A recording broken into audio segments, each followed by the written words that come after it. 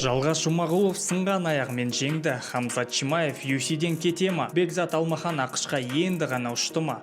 Бұның бәрін қазір талқылап көрейік. Интро. Бекзат Алмахан ақышқа ұшуының алдындағы қоштасуының видеосын жариялады.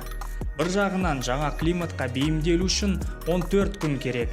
Бір ай ерте барғаны жақсы болар еді ма? Қалай ойлайсыздар? Комментарияға жазыңыз. Айтарлықта 3 наурыз күні таңертең Бекзат UFC'де өзінің дебютын ешқашан жеңілмеген Хабибтің інісіне қарсы шығады.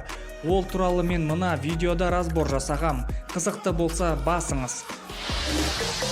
Жалғас Жұмағұлов өте ауыр жекпе-жек өткізіп, жеңіске жетті. Бірінші раундтың осы жерінде аяғын сындырса да, рефериға білдіртпей жекпе-жекті соңына дейін жеткіздірді. Бұндай жеңіске ұмтылыс нағыз батырға сай. Мен байқағандай, интернетте көбісі оны жеңіле беретін деп көп мазақтайтын болған, бірақ олар Жалғастың жекпе-жектерін дұрыстап қараса, көздері жететін еді. UFC'де оның жеңілген кездесулері өте жақын решениямен біткен. Оның көбісі Жалғастың жеңісімен жарияланса, ешкім қарсы болмайтын еді. Жалғас Жұмағұлов өзі үлкен пост Инстаграмда жазыпты. Содан бір үзінді оқып жіберейік. Ал достар, тағы бір турнирді өткіздік. Біреулер таста десе, енді біреулер күш жігерің бар дейді. Бірақ мен бәрін тыңдасам бұрынғыдай бір орында тұрып, армандарым тек басымда, ойымда қалар еді. Бұл жекпе-жек мен үшін көрсеткені бұл барлығы басымызда, яғни түп санамызда. Ауырсыну уақытша екен және соңғы нүкте маңыздырақ екен көрсетті. Кез келген салада жолын бастайтындарға үлгі болғым келеді. Оңай болмайды, бірақ қиындықтар арқылы нәтижесі тәтті болады. Ешкімді тыңдама.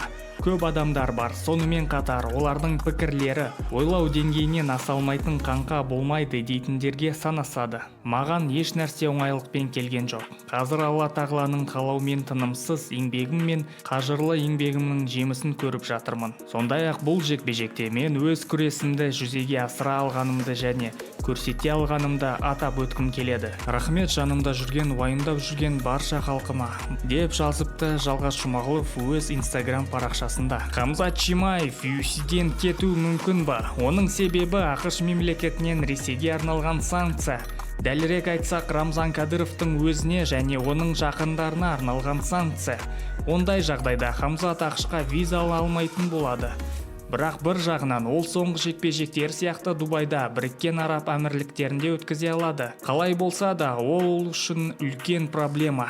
Кейбір инсайдерлер Хамзат сол жерде келесі жекпе-жегін Рамадан айынан кейін бұрынғы орта салмақ чемпионы Шон Стрикландпен өткізеді дейді. Бұндай жекпе-жек маған қызықты.